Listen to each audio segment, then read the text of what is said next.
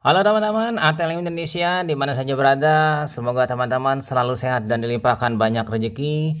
Kali ini kita ya dalam materi biologi sel dan genetika kita membahas gen alel dan kromosom.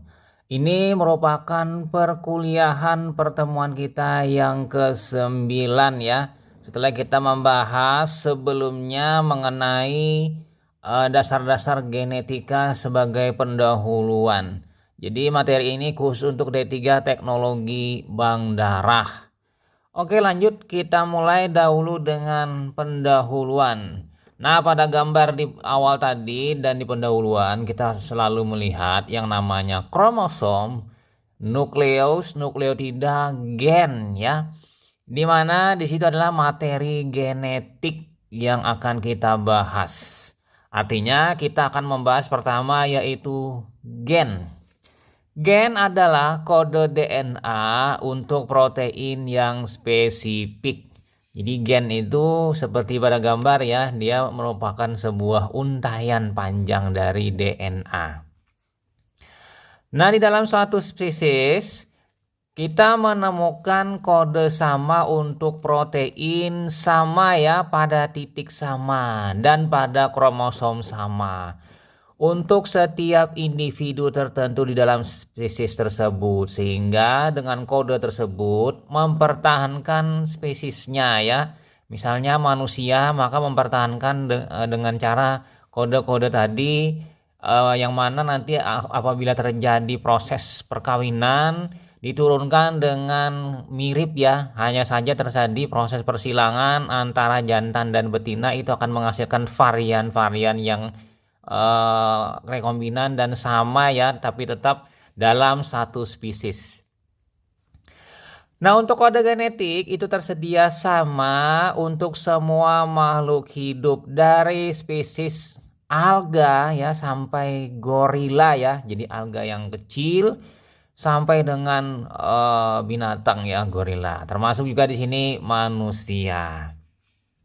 Nah, untuk urutan basa organik tertentu pada satu untai DNA itu mampu digunakan ya untuk mengkode molekul sama apapun jenis spesiesnya. Jadi semuanya ya sama nanti. Tapi nanti dalam hal produknya nanti berbeda masing-masing sesuai spesies masing-masing. Nah, di pendahuluan ya. Nah, kita lihat di sini gambar ini adalah alel heterozigot dan homozigot. Jadi apa perbedaannya? Perbedaannya itu di kaki bawahnya. Ya kan? A-nya situ A kecil, A besar. Nah, gen tertentu itu terdapat di lokasi yang dapat diprediksi pada kromosom. Jadi di sini kita melihat sebuah kromosom ya yang disebut dengan lokus. Ada perbedaan versi gen tertentu di dalam suatu populasi disebut dengan alel. Jadi tadi gennya sama namun versinya berbeda, maka ini adalah alel. Jadi mungkin ada perbedaan di antara manusia yaitu di alelnya. Nah, contoh ya 3 alel untuk tipe darah. Misalnya golongan darah A, golongan darah B, dan O. Jadi hanya terdapat 2 titik lokus tempat-tempat alel ini. Yang pertama, satu pada kromosom didapatkan dari ibu, satu pada kromosom didapatkan dari ayah. Jadi diwariskan dari orang tua.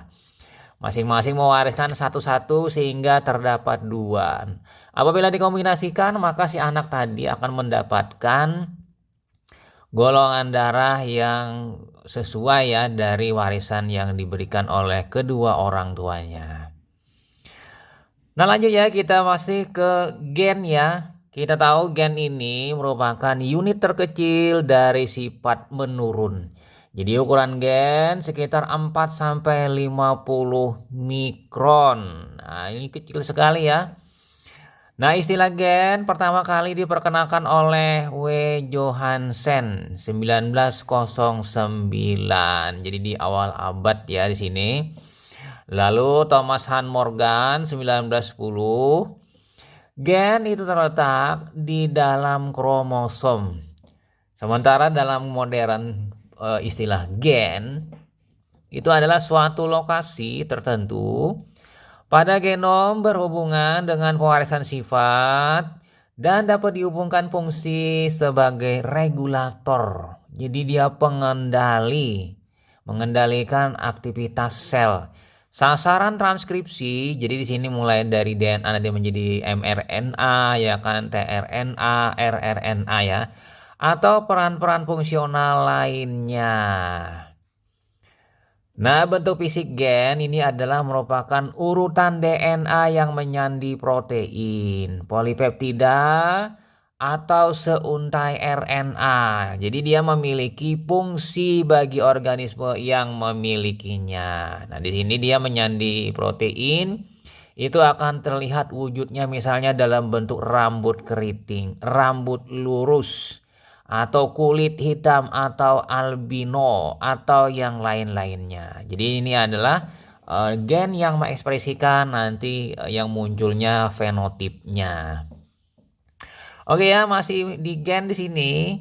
Nah, gen ini berfungsi menumbuhkan dan mengatur berbagai jenis karakter dalam tubuh, baik fisik maupun psikis. Ya, tadi seperti saya sebutkan tadi ya mengenai variasi rambut, mungkin juga variasi mata ya, ada yang matanya hitam, ada yang coklat, kemudian ada yang biru ya, mungkin ada juga yang hijau. Nah, pengaturan karakteristik melalui proses sintesis protein, misalnya di sini. Kulit dibentuk oleh keratin ya nanti. Kemudian otot dari aktin, kemudian miosin ya. Kemudian di dalam darah itu ada hemoglobin, ada protein globulin, ada protein albumin, ada fibrinogen. Nah, sementara jaringan pengikat itu biasanya dari kolagen dan elastin sehingga bisa menyatu antara tulang dengan daging dan juga tulang rawan. Ya, di sini jadi tulang ini ada dari osen serta tulang rawan dari kondrin. Jadi semuanya ini disintesis atas perintah dari gen ya, yaitu DNA. Masih di gen ya. Gen itu sebagai faktor keturunan tersimpan di dalam kromosom, di dalam kromomer atau nukleosom dari kromonema, yaitu lokus.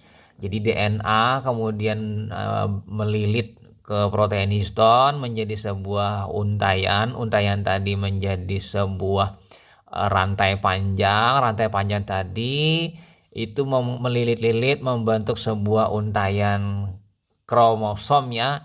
Kromosom digabungkan ada kromosom 1 sampai dengan kromosom 23. Nah, ini semua ada di dalam sebuah nukleolus ya, seperti pada pertemuan sebelumnya membahas mengenai inti sel dan nukleolus. Nah, gen itu mengandung satuan informasi genetik dan mengatur sifat-sifat menurun tertentu memenuhi lokus suatu kromosom. Ya, jelas di sini ya, dia adalah satuan informasi genetik. Nah, setiap kromosom itu mengandung banyak gen ya di sini. Setiap kromosom khususnya dalam kromonema terdapat deretan lokus. Jadi kromosom dan kromosom ini mempunyai kaki atas dan kaki bawah ya, kaki panjang, kaki pendek. Lalu kromosom ini nanti ada dibagi dua bagian, nanti ada kromosom yang somatik yang biasa dan kromosom untuk kelamin ya. Nah, batas antar lokus satu dengan lokus lain itu tidak jelas seperti deretan kotak-kotak. Jadi dia seperti itu ya. Kalau kita melihat mungkin secara langsung dari nukleolusnya seperti berkas-berkas benang saja ya. Padahal itu adalah kromosom-kromosom yang ada di dalam nukleolus. Nah, lanjut kita melihat fungsi dari gen ya. Apa saja fungsinya? Fungsi pertama yaitu Mengatur perkembangan dan proses metabolisme individu. Ini penting sekali dalam hal perkembangan. Misalnya mulai dari bayi ya sampai menjadi dewasa. Itu adalah prosesnya, perkembangannya itu diatur oleh gen ya.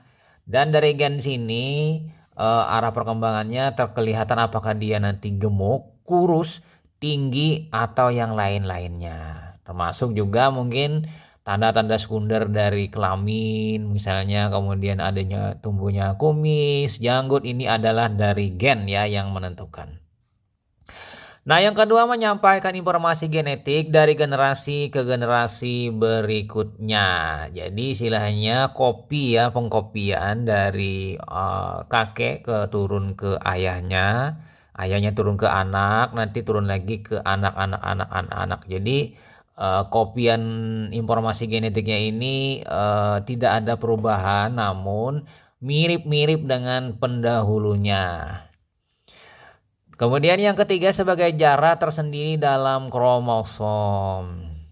Nah, yang keempat, setiap gen itu mendapat tempat khusus dalam kromosom. Jadi penting di sini ya, fungsi gen dia mendapatkan tempat khusus dan mungkin memiliki fungsi-fungsi tertentu ya dari gen tadi di dalam kromosom.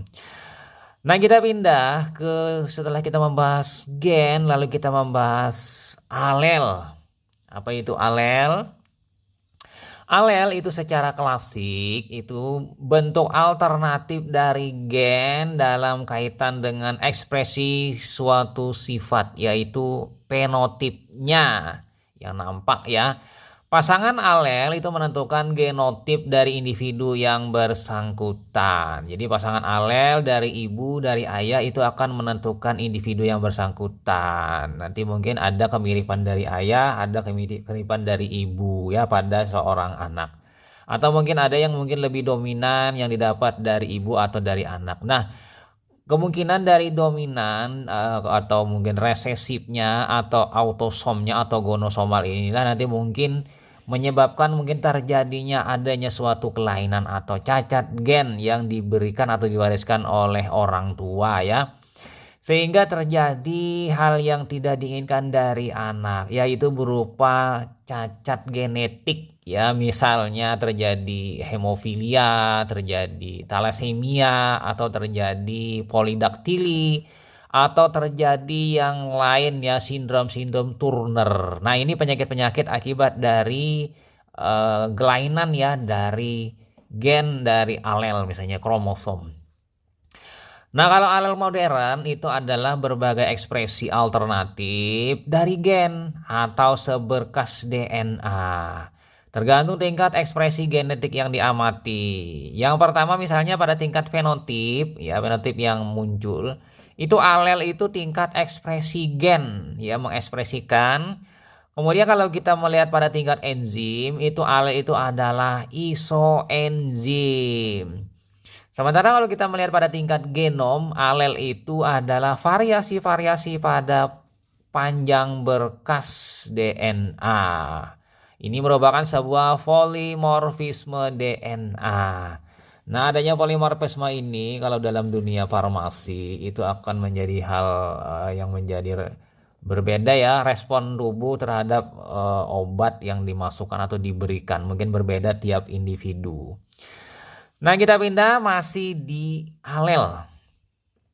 Alel itu berasal dari kata alelon atau alelomorf, artinya bentuk lain. Nah, alel merupakan sepasang gen terletak pada lokus sama pada kromosom homolog yang mana bertugas membawa suatu sifat. Sifat ini adalah sebuah karakter. Nah, tidak semua gen mempunyai dua alel. Ada yang juga lebih dari dua alel. Ini ada mungkin ya di sini disebut beralel banyak atau alel ganda. Misalnya gen yang mengatur protein darah. Nah, ini ya. Nah, dari sini alel ini kita bisa menentukan alelnya sama atau berbeda ya di sini dengan melihat dari kaki-kakinya ya di sini. Misalnya kalau homozigot itu adalah Alel dengan pasangan kedua gen pada suatu individu sama, simbolnya sama dan genotipnya sama. Ini biasa disimbolkan dengan A besar. A ya.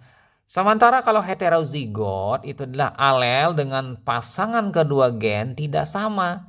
Simbolnya berbeda, genotipnya sama ya, misalnya A besar dengan A kecil dipasangkan misalnya.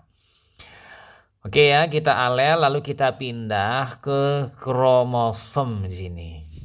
Kromosom ini pada prinsipnya adalah seperti gambar ini ya, seperti huruf X. Dia kromosom ini ada kromatid yang mana diikat oleh sentromer ya menjadi huruf X. Nah, kromosom adalah komponen sel yang terdapat dalam inti sel dan mempunyai fungsi dalam pembelahan sel sebagai pembawa sifat yang diturunkan. Nah, kromosom ini adalah kromatin yang merapat. Jadi ada memendek dan membesar pada waktu terjadi proses pembelahan dalam inti sel ya, si nukleus. Jadi nukleus dia prosesnya nanti membelah kemudian membagi menjadi dua yang sama dengan cara memisah menjadi dua kutub. Nah, setelah terpisah kromosom terpisah dengan pastinya inti juga terpisah. Dengan terpisahnya inti, maka sitoplasma akan mengikuti. Maka terbentuknya dua buah sel yang sama persis. Nah, dari sini bagian-bagiannya dapat dilihat dengan jelas di bawah mikroskop biasa. Jadi bisa dilihat ya. Sementara kromosom itu berasal dari kroma itu berwarna, soma ini adalah badan. Jadi adalah badan yang berwarna yang dilihat dengan teknik pewarnaan di mikroskop. Nah, kromosom itu terdapat di dalam plasma nukleus. Jadi dalam inti itu ada membrannya, di dalam membrannya itu ada cairan namanya plasma nukleus. Di dalam itu ada kromosom, yaitu berupa benda-benda berbentuk lurus. Jadi kayak jaring-jaring laba-laba seperti batang atau bengkok. Dan terdiri dari bahan mudah mengikat zat warna. Sehingga akan dikatakan dia kromo berwarna. Jadi berwarna pada saat dilakukan pewarnaan. Masih di kromosom ya. Jadi teman-teman bisa melihat di kromosom sini, kromosom X ya. Ada telomer bagian sisi anunya, kemudian ada short arm, ada long arm. Jadi ada kaki panjang, ada kaki pendek. Yang mana di situ ada molekul DNA dan sentromernya ini sebagai pengikatnya. Jadi istilah kromosom itu pertama kali diperkenalkan oleh W. Waldeyer ya pada tahun 1888. Sementara Fleming 1879 telah melihat pembelahan kromosom di dalam inti sel. Nah, ini Fleming lebih dahulu, tapi sudah istilah kromosom oleh W. Waldeyer. Nah, kromosom itu berukuran sangat kecil, bervariasi. Nah, variasinya inilah yang nanti berbeda-beda, nanti ada yang besar, ada yang kecil. Jadi bagi setiap spesies beda-beda ya, dengan panjang kisarannya 0,2 sampai 50 mikron, diameter antara 0,2 sampai dengan 20 mikron. Dan pada manusia mempunyai panjang 6 mikron. Jadi ya lumayan ya, cukup kecil sekali kalau dilihat dengan mikroskop ya. Perlu mungkin pembesaran yang lebih besar. Jadi untuk lebih telitinya mungkin dengan memeriksa dengan mikroskop elektron ya. Nah, lanjut kita pengamatan kromosom. Nah, bagaimana caranya? Nah, kita bisa melihat ini pada stadium tertentu pada sel melakukan proses pembelahan. Jadi sel dalam stadium interfase kromosom tidak nampak. Nah, pengamatan ini dapat dilakukan pada saat sel di stadium metafase. Jadi kalau di metafase ini muncul karena ini adalah dia persiapan untuk melakukan proses pembelahan. Jadi kromosom tampak lebih tebal ya dan bentuknya lebih jelas. Nah, dari sini nanti kromosom dapat dilihat dengan menggunakan teknik pewarnaan khusus selama nukleus membelah. Jadi dia membelah membuat dua buah kutub pada anafase.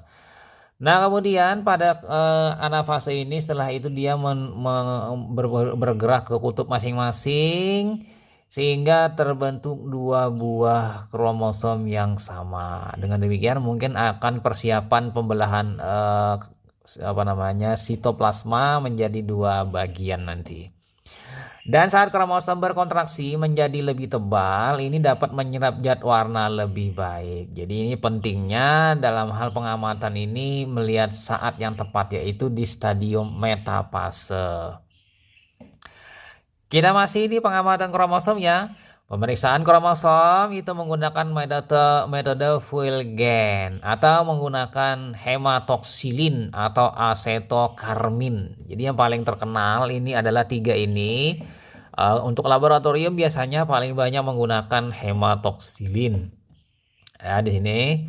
Nah, penggunaan larutan hipotonis ini yang rendah ya, rendah hingga sangat membantu pengamatan kromosom. Mungkin dia karena adanya hipotonis menyebabkan kromosom akan lebih terpisah-pisah karena hipotonis ini dia mengembang ya, dan letaknya berpisah-pisah dan mudah diamati. Jadi recommended menggunakan hipotonis ketimbang isotonis atau hipertonis.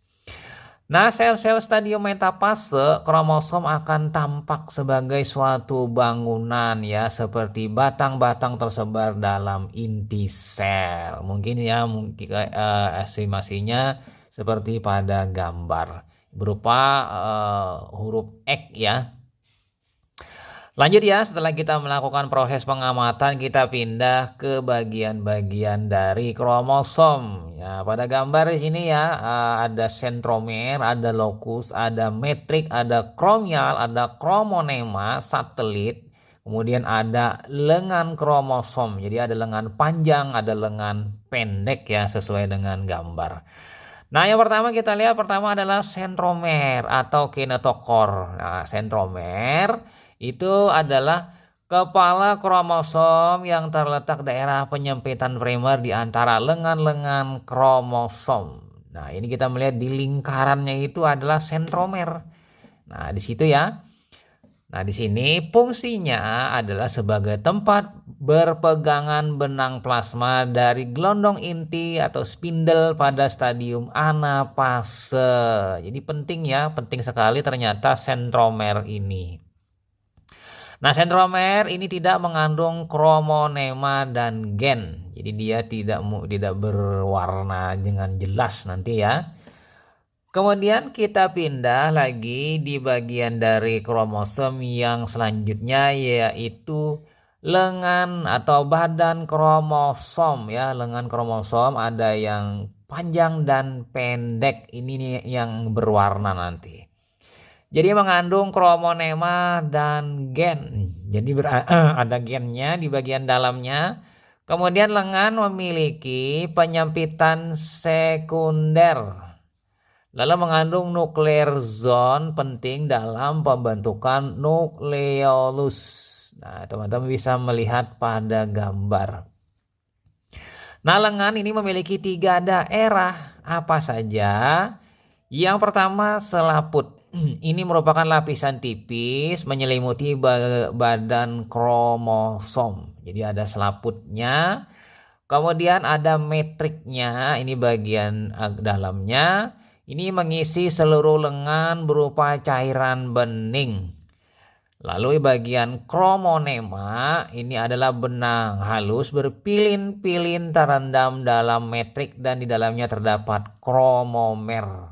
Jadi bagian tengahnya ya, jadi ada bagian luar, bagian dalamnya, bagian tengahnya. Jadi selaput, metrik, kromonema. Oke, masih kita masuk di selanjutnya bagian lengan kromosom. Nah, lengan kromosom berdasarkan gambar kita bisa melihat di sini ya, ada heterokromatin, ada eukromatin. Ya, hetero ini yang bagian yang terlihat berwarna, eo tidak ya. Jadi ada nanti ada orange, warna oranye, ada yang berwarna itu seperti warna biru ungu. Jadi ada dua hal yang berbeda.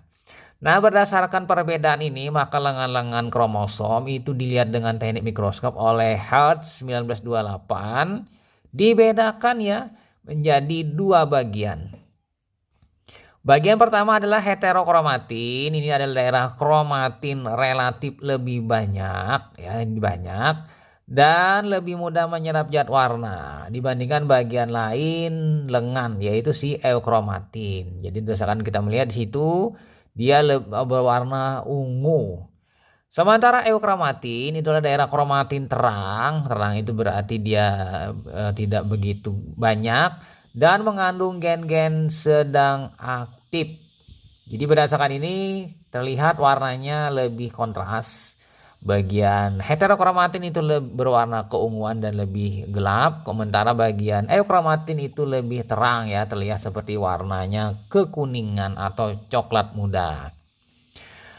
Lanjut kita pindah ke jenis kromosom. Jadi kromosom ini dibagi menjadi 4 jenis ya berdasarkan dari lengannya ya. Lengannya ada lengan pendek dengan lengan panjang. Ada telosentrik, akrosentrik, submetasentrik, ada metasentrik.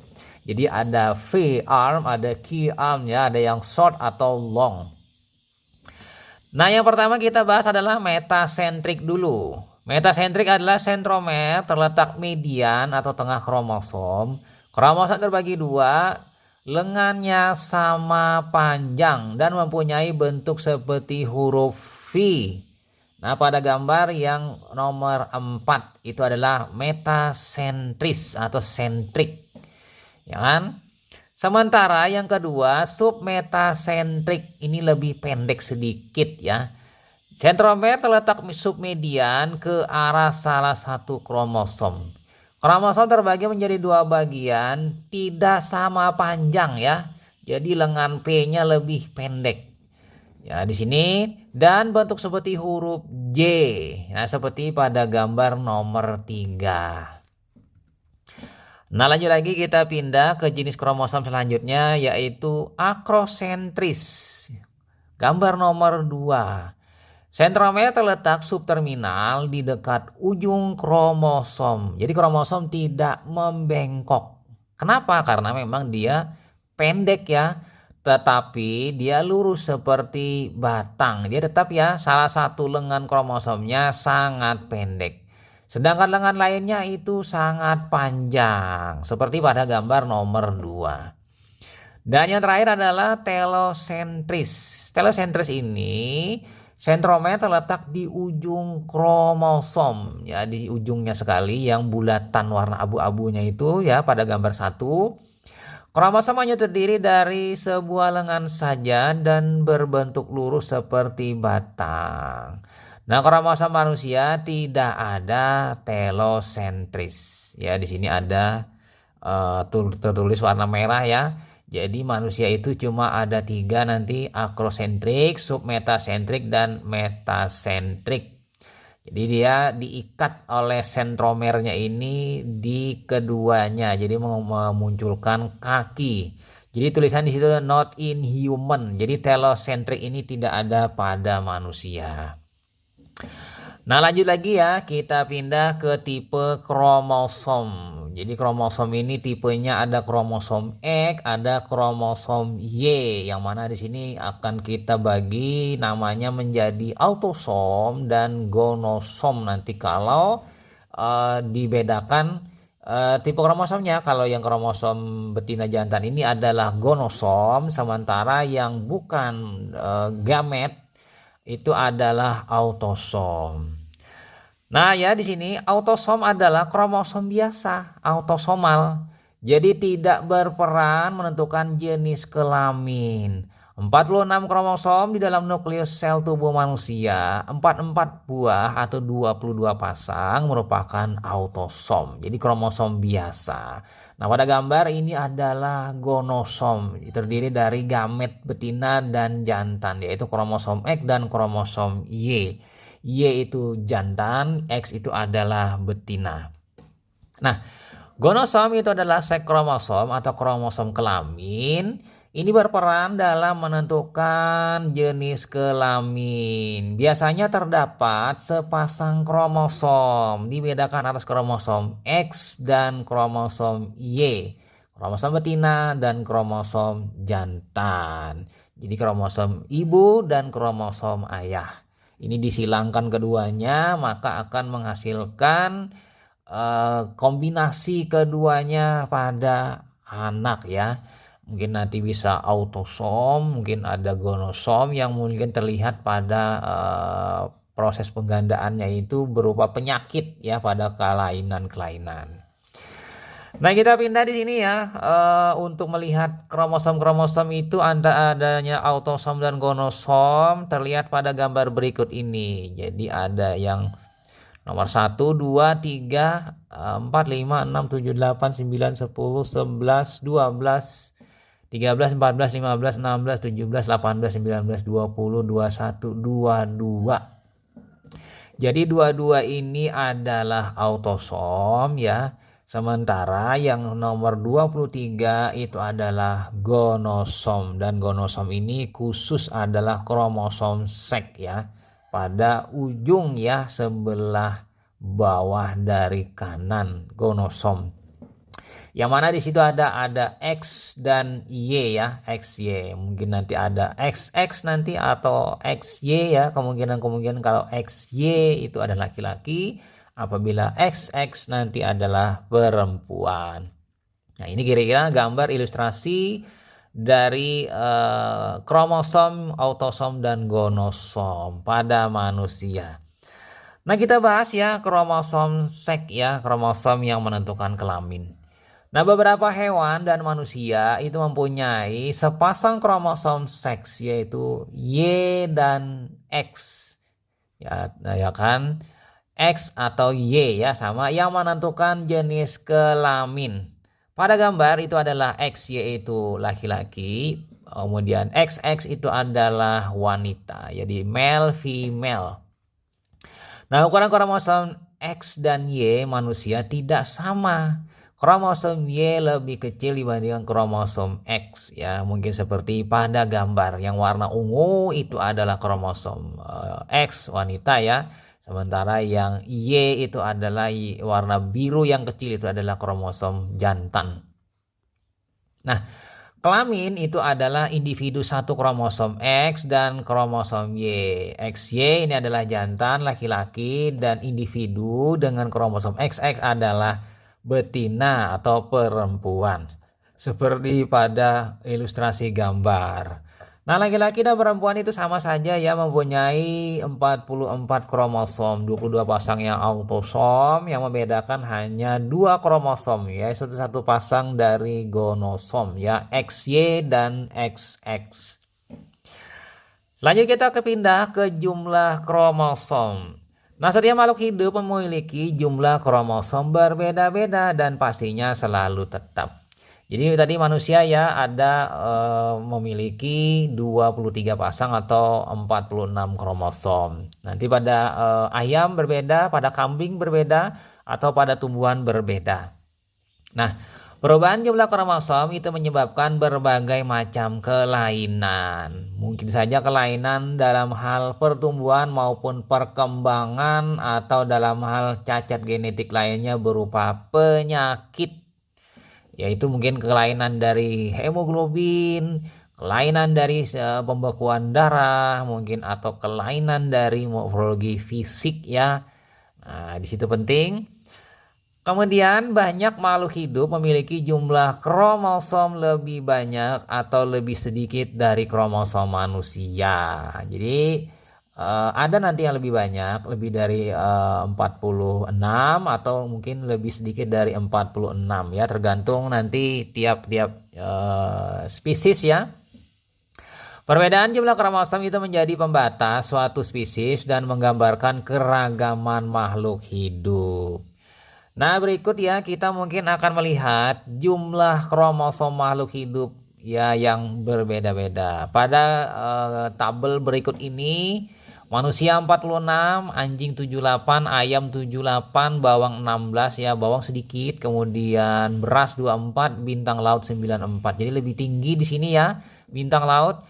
Buncis 22, kacang tanah 36, cemara 24, gandum bir 14. Gandum bir sedikit ya. Gandum roti itu 42, hidra 32, ikan mas ternyata tinggi ya 94, jagung 14.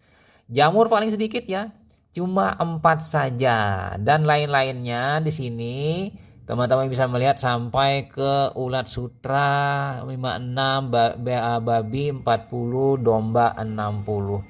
Dari sini kita bisa melihat ya, ternyata kromosom tiap makhluk hidup itu berbeda-beda dan memiliki jumlah yang variasi. Nah, paling sedikit ini adalah penicillium. Itu hanya 2 kromosom. Sementara yang paling tertinggi dari daftar list ini adalah bintang laut dan ikan mas. Ya, di sini 94. Oke, lanjut kita masuk selanjutnya. Di sini adalah metode pemetaan kromosom. Nah, kariotip atau karion inti atau tipos ini adalah bentuk ya, bentuk maksudnya. Jadi di sini kariotip inilah nanti yang penting ya dalam hal pemetaan kromosom. Jadi kariotip adalah susunan kromosom yang berurutan menurut panjang pertama, jumlah dan bentuk dari sel somatik suatu individu. Jadi kariotip ini ada 3 kriteria, panjang, jumlah, bentuk. Nah, mempelajari kromosom paling umum memakai kulit, sumsum tulang atau darah perifer ya. Ini darah perifer misalnya mengambil dari sel leukosit ya di sini, karena di sel leukosit itu ada inti. Jadi intinya diambil dan dipelajari kromosomnya. Nah, pemeriksaan kromosom itu dengan zat warna basis menggunakan metode Vilgen atau hematoksilin atau asetokarmin. Nah, metode untuk pemetaan kromosom itu sudah dilakukan di Denver 1960 ya di sini. Standar karyotyping kromosom manusia berdasarkan panjang kromosom dan letak sentromernya. Seperti yang tadi kita cerita ya mengenai panjang kromosomnya dan sentromernya tadi. Nah, tipe autosom diberi nomor 1 sampai dengan 22. Ya tadi 1 sampai 22 yang autosom. Seperti gambaran sebelumnya. Sedangkan yang untuk kromosom seks itu diberi nama X dan Y. Ini yang ke-23 ya, ini gonosomnya. Nah, kelemahannya di sini seringkali sulit untuk membedakan kromosom satu dengan lain karena kromosom dikelompokkan menjadi kelompok A sampai G berdasarkan ukuran kromosom serta letak dari sentromer. Ini upaya pemetaan melalui pertemuan di Denver. Nah, lanjut lagi di metode pemetaan kromosom. Pertemuan di London 1963, kromosom sejenis dikelompokkan menjadi satu kelompok. Pemberian nama dengan huruf besar untuk tiap kelompok. Nah, ini mungkin ada sedikit pencerahan. Jadi membedakan kromosom perempuan dan laki-laki pada kromosom X dan Y. Perempuan kromosom kedua-tiga pasangan XX dan laki-laki XY. Jadi nanti seperti itu ya konsepnya. Yang mana di sini kromosom X mirip dengan kromosom kelompok C. Jadi kelompoknya ya, dan kromosom Y mirip dengan kelompok kromosom G. Nah, setiap spesies makhluk hidup itu memiliki bentuk dan jumlah kromosom berbeda, kariotip berbeda pula. Nah, untuk lebih jelasnya dalam hal pengelompokan di London dan Denver kita bisa melihat di tabel berikut ini ya, penggolongan nama kromosom. Nomor 1 sampai 3 itu jadi grup A, itu kromosomnya itu kromosom besar dan metasentrik. Jadi Denver ini memberi nomor, London menggrupkan nomor tadi. Jadi lebih simple ya. Nomor 4 sampai 5 ini grup B, itu kromosomnya masih besar, submetasentrik. Artinya agak pendek sedikit ya lengannya. Kemudian nomor 6 sampai 12 grup C, kromosomnya ukurannya sedang. Ya, ini besar jadi sedang, submetasentrik. Nomor 13 sampai 15 itu grup D. Itu kromosomnya besar tapi dia akrosentrik. Nah, ini ya pendek. Nomor 16 sampai 18 itu adalah grup E, ini adalah kromosomnya kecil, 16 metasentrik, 17 dan 18 submetasentrik. Ini kromosom yang kecil-kecil. Nah, nomor 19 sampai 20 itu adalah grup F, ini kromosomnya kecil, metasentrik. Nah, ini panjang-panjang ya, panjang lengannya tapi kecil-kecil. Nomor 21 sampai 22 itu adalah grup G. Ini adalah kromosomnya kecil, akrosentrik. Nah, ini pendek ya. Pendek sekali. Nah, kromosom X itu adalah masuk grup C, kromosom Y itu masuk grup G walaupun tidak punya satelit. Nah, ya berdasarkan penggolongan ini, maka kombinasi antara Denver dan London itu akan menghasilkan sebuah penggolongan yang mungkin lebih praktis. Nah, dari sini penggolongan atau karyotip ini mempunyai peranan ya. Peranan yang pertama di sini dalam hal peran karyotip dalam pengamatan sifat keturunan. Jadi besar sekali dapat diketahui kelainan kromosom pada manusia. Ini ya. Nah, kelainan jumlah kromosom manusia ini menyebabkan kelainan dalam pertumbuhan dan perkembangannya. Mungkin ada juga yang mungkin waktu bayi atau masih kecil dia meninggal karena kelainan dari kromosomnya. Itu penyakit-penyakit karena kromosom.